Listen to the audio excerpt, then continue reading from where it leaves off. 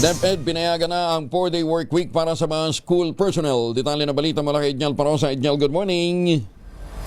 Good morning, Kuya Angel. Epektibo na simula ngayong araw, Abril 10, itong implementasyon ng 4-day work week para sa school-based non-teaching at related teaching personnel ng kagawaran sa edukasyon. Sa memorandum na inilabas ng DepEd kagabi, pinayagan na ni Secretary Sani Angara itong work from home kada Biyernes hanggang 5 ng Hunyo o sa kasagsagan ng end of school year break. Una nang nagpatupad ng work from home setup ang DepEd sa mga tanggapan nito, pero hindi pa kasama noon itong mga guro at staff sa eskwelahan dahil nagabol pa sila sa pagtatapos ng school calendar hanggang March 31. Inamyendahan ng DepEd ang nabanggit na protocol bilang bahagi pa rin ng energy conservation efforts ng buong pamahalaan. Samantala, sa hiwalay na memo, inabisyuhan ni Angara ang mga pribadong paaralan na pwede na rin silang magpatupad ng flexible learning arrangement upang makaagapay sa krisis sa enerhiya.